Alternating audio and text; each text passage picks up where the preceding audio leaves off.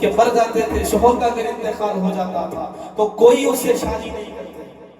वो जिस रास्ते से गुजरती, किसी के घर के सामने से अगर गुजर जाती तो लोग बच्चों से कहते थे, ए बच्चे रुको, अभी रास्ते से मत जाओ, अभी एक अभागन का यहाँ से गुजरना, अभी यहाँ से बेवा गुजरी, उसकी नहुसत तुम्हें लपट लेगी, तुम यहाँ से मत जाओ, यहाँ से मत गुजरो।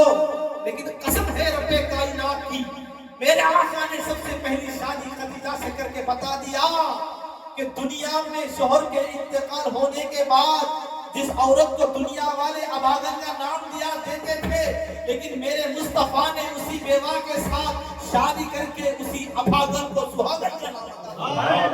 नारे तकबीर, नारे तकबीर। मेरे आका के निकाह से पहले उसी खदीजा को दुनिया वाले अभागन कहते थे, लेकिन आका ने शादी करके दुनिया वालों को बता दिया तो दुनिया वाले कहने पे मजबूर हो गए कि कल तक जिसको हम अभागन कहते थे आज हम उसको सुहागन कहते हैं। सुभान अल्लाह, सुभान अल्लाह। जिंदगी का तरीका है, मेरे आका की जिंदगी जीने का तरीका, मेरे आका की यही सीरत है कि मेरे आका दो जहां सल्लल्लाहु अलैहि वसल्लम दुनिया में तशरीफ लाए। तो आपको पता होना चाहिए कि अल्लाह ने सबसे पहले अपने नूर से अपने हबीब के नूर को पैदा किया। सुभान अल्लाह, सुभान अल्लाह। मैं कोई लंबी लंबी किताबें पढ़ के नहीं बताऊंगा, एक बात बताऊंगा, फिर ईशा की नमाज सीधना होगा, फिर ईशा की नमाज होगी, फिर तनावुल ताम भी होगा, फिर आप लोग सब हो जाएगा। ये बात ये बताऊंगा क्योंकि पॉइंट वाली बताना है, किताबें पढ़ के बताऊंगा तो समझ में नहीं आता, किताबें तो बहुत सारे हैं। मुझे ये बताओ कि ये जो मकाम इब्राहिम है जो हरम के पास, मकाम इब्राहिम किसको कहते हैं? मकाम इब्राहिम किसको कहते हैं? अल्हम्दुलिल्लाह जनाब फरीद खादिम साहब जाके आए हैं, अल्हम्दुलिल्लाह अखिल शरीफ साहब जाके आए हैं, शरीफ चिश्ती हबीबी साहब भी जाके आए हैं, और दीगर भी जाना हुआ उम्रे में। तो वहाँ का एक तरीका है कि इब्तिदा वहीं से करो, इंतहा भी वहीं तक करो, और मकाम इब्राहिम पे नमाज पढ़ो ताकि अल्लाह तुम्हें दुगना नमाज का सवाब अता। और जब देखते हैं तो वहाँ एक कदम का निशान है। तो जब किसी से पूछते हैं कि भाई क्या है, तो लोग ये कहते हैं कि इसको मकाम इब्राहिम कहा जाता है, जिस जगह पर हजरत इब्राहिम अलैहिस्सलाम के पाँव का निशान है, इसी निशान को मकाम इब्राहिम कहते हैं।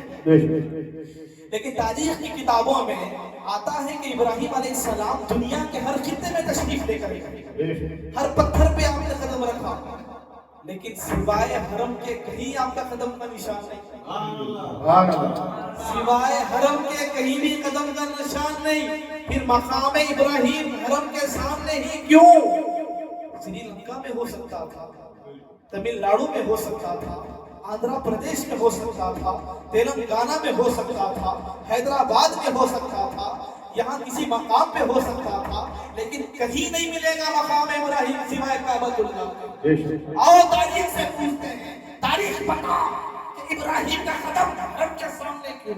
तो तारीख कहती है वइज़ यरफ़उ इब्राहिम, फरमाते हैं कि जब अल्लाह ने हुक्म दिया इब्राहिम अलैहिस्सलाम को अपने घर बनाने का, तो जब काबे का तामीर का जब हुक्म हुआ कि इब्राहिम जाओ जाओ अपने बेटे को साथ ले जाओ और अपने घर, मेरे घर की तामीर की जाए। जब गए, क्योंकि हुक्म था अल्लाह का। और एक बात याद रखो, आगे भी एक बात बताऊंगा, एक बात क्योंकि समझ में अच्छी सी आ जाए। तो जब गए तामीर करने के लिए जगह नजर नहीं आ रही, तो इब्राहिम अलैहिस्सलाम ने पूछा या अल्लाह, तूने कहा कि यहाँ तामीर की जाए, लेकिन असल बुनियाद कहाँ है, इसका नक्शा कहाँ है? तो आपको मालूम है सबसे पहला नक्शा अल्लाह ने किसके हाथ से भेजा और जगह किसने बताई? तो अल्लाह तबारक व तआला की बारगाह में इब्राहिम अलैहिस्सलाम ने जब अर्जी लगाई, अल्लाह जगह मालूम नहीं, काबा कहाँ बनाना? तो अल्लाह ने कहा सब्र करो, जिब्राइल को भेजता हूँ। सुभान अल्लाह, सब्र करो, जिब्राइल को भेजता हूँ, जाओ जिब्राइल बताओ कि कहाँ काबा बनाना है। और अल्लाह ने जिब्राइल अलैहिस्सलाम को बता दिया कि यहाँ बनाना।